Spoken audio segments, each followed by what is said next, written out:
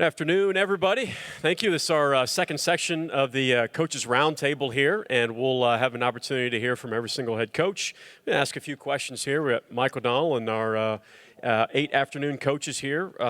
Just want to, Coach Self, we'll start with you. This is one question, and this is something that we'll go down the line with the same question, and I'll just tee everybody up. But this is something that I think nationally the conversation is, you're not recruiting to get to the NCAA tournament, you're recruiting for national championships. That's what the Big 12 expects. Can you speak to the depth and health of the Big 12? Well, I've been in the league. Scott and I have been in the league longer than anybody. He's obviously older, but the league is the best it's ever been, and it's been really good over time. I don't know statistically, but I think in the last 8 years we've been rated the number one league, 6 or 7 of the 8 years. And last year the SEC was, deservedly so. But over time and with the new ads to our league, it's better than it ever has been. And the other thing is I think the athletic departments at the vast majority of the league are making an unbelievable commitment to success of men's basketball. And I think it's very evident with, 6 or 7 teams going to be ranked in the top 25. I would predict most weeks during a regular season. So it's a monster. Coach Lloyd? It's every damn night. I mean, just the depth in the deal is crazy. And, for me, I'd been in the WCC, I'd been in the Pac-12. And just to get in this conference, how tough every road game is. Always playing on the road is tough, but it doesn't matter what a team's record is. I mean, you show up, that place is packed out, they got their colors on, and they want blood. So it was awesome, and it was a ton of fun as well to be a part of that. Coach Drew? Well, I'll say 9 out of 12 years, Ken Palm, number 1 ranked league. 3 out of the last 4, number one ranked league. Ken Palm this year, you got 7 in the top 21. And what Coach Self, Coach Lloyd said, each and every night in the strength of our league, it's top to bottom. And that's always been the success of the Big 12. The other thing is I think administrations do a great job hiring really good coaches. I mean, we've had great coaches in this league. You're the new guy, Coach Hodge. I am. That's one of them.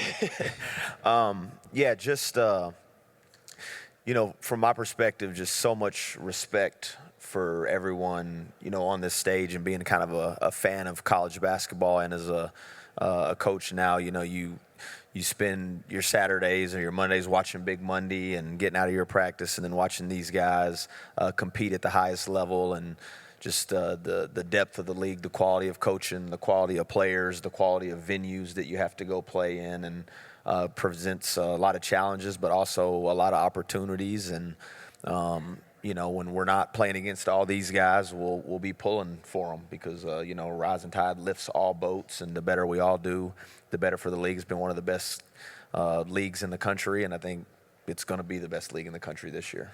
Coach Young? Yeah, I'd share his sentiment, just the respect I have for all the coaches in our league after going through it my first year. And I'm going to still want to coach Sampson's line. It's not the toy poodle league, as he said, I think, in the postseason last year. And it's right, man. It's a man's game in this league.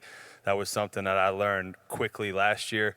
For me, almost every Big 12 game feels like a tournament game. And so you got to bring it every night. I think it ups my game, and it makes our players' sense of urgency have to raise every time we go play against somebody on this stage. Makes it great. Coach Sampson, please don't yell at me and put me on the line, okay? No. I'm not putting them on the line. Doesn't have quite the impact when you got freshmen, because once you start putting them on the line, that's all you do. You just run the entire practice. Now I know why the freshman statement came up. It's hard to say anything that's not been said, but I know that somebody in this league is going to finish 8th, 9th, 10th, 11th, and that team may get to the Sweet 16. I think that speaks to the depth of this conference. I think what Scott said can't be overlooked. These these kids, and this is not to attack anybody's school, but these kids don't come to the name of the school. They come to play for the coaching staff. That's why they're here. They want to play for Scott. They want to play for Kevin. They want to play for Tad, who happens to be the coach at Colorado. So having great coaches is where you start. Then the support of your administration sometimes will determine your ceiling, but you have to start with a good coaching staff. And thing I've noticed about this league is that's where we're elite. Coach Boyle? Yeah, Mike, I mean, I've got a unique perspective in that we were in this league, and then we took a 13-year hiatus to go to the Pac-12, and now we're back. But when we came back, Central Florida's here, Houston's here, BYU's here, West Virginia's here. I mean, the only two guys I remember are Scott and Bill, because they've been there for so long. But Tommy said it best, in my opinion, is like the venues on the road relative to other. It's winning on the road's hard enough in college basketball, but in this league, it's you better strap it on, because it's not easy, and for that matter, it's not easy to win at home. So every night, it's been said, it's a kind of a cliche, obviously, but. And I would just second what Kelvin said. The coaching is second to none. Hey, Coach Dawkins, you had a sprint over here from an exhibition game. Welcome, and want to just get your perspective on the health of the Big 12 right now. I think the Big 12 is in an amazing position. As everyone mentioned, I've heard everyone talk about the coaches, but also the teams. I mean, you have terrific players, great coaches, and as it was mentioned, every environment you go into is amazing. And that's what you want, great atmospheres. I've been in 3 different conferences, and I haven't seen any conference any better than the Big 12 as far as atmospheres in the arena. Crowds come every night supporting their team. They make it difficult. And as we just mentioned, home or away, it's a challenge every single night because you got some great competitors, you have great coaches. The calendar in college basketball feels like it's just always changing. The only constant is change in college basketball and sports right now. But the importance of exhibition games at this point in the season, practices, the calendar is different than what it was 10 years ago. Coach Self, can you talk about the importance of those exhibition games at this time of the year? Well, I think they're important. I don't know that I value them a lot more than a good day in the practice gym, to be honest with you. I think it's great dress rehearsal. I think it's a time where somebody else can identify to you what your strengths and, more importantly, what your weaknesses are. Things like that. I don't put a lot of emphasis on the exhibition season, although everybody wants to do well for momentum and that kind of stuff. But I'm hopeful that the exhibition games provides us a reality check in who we are, because we can get a false sense of who we are when we just play against each other day in and day out. Yeah, do we just overreaction everything, Coach Lloyd, when we hear scores from exhibition games?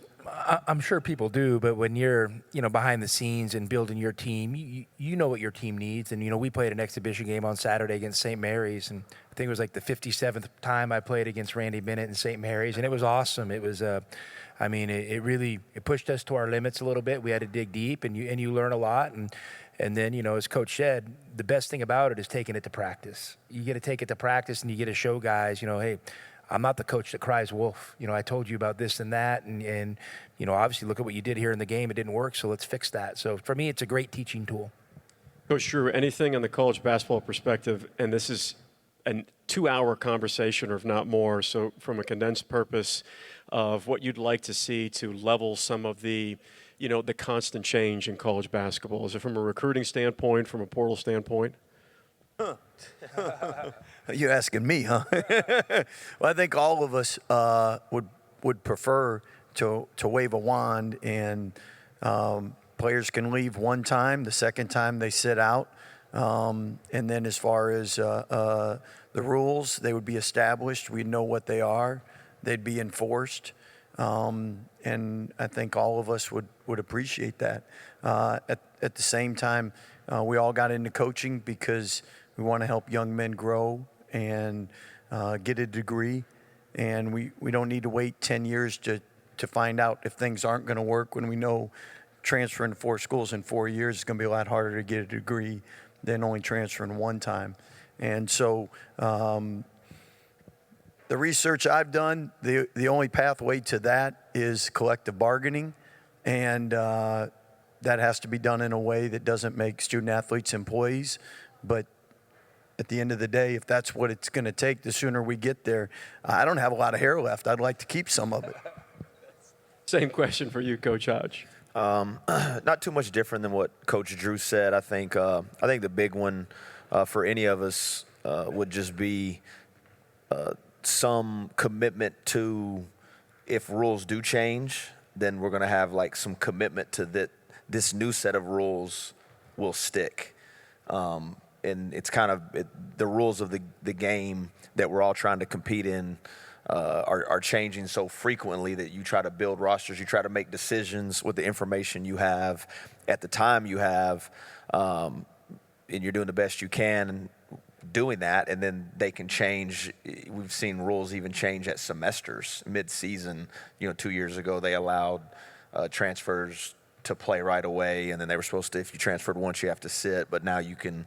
So things are constantly changing, and this change isn't always necessarily bad, but maybe just a little more, a little more commitment to the initial change before we change from that change. Understood. Yeah, Coach Young, coming down from the NBA, conversationally with your players, do you find yourself talking to the guys any differently?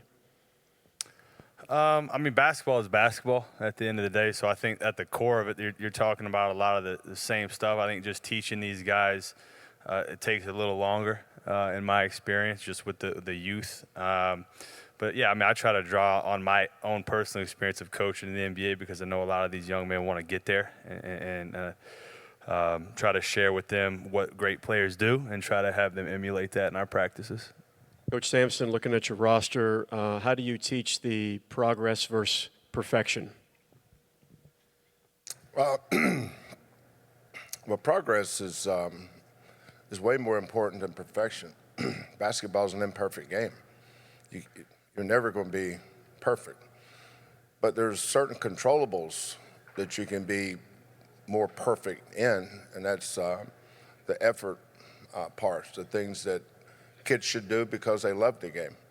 But the thing I've noticed over 40-some years of doing this, are some kids that love to play, but they don't like to work at it. And those are the guys that struggle the most in practice. They just like to play in the games. But going back to your former question about the what's going on now with the rules, I think as coaches we're all held hostage to what's next. You're either proactive or reactive. We have a reactive sport.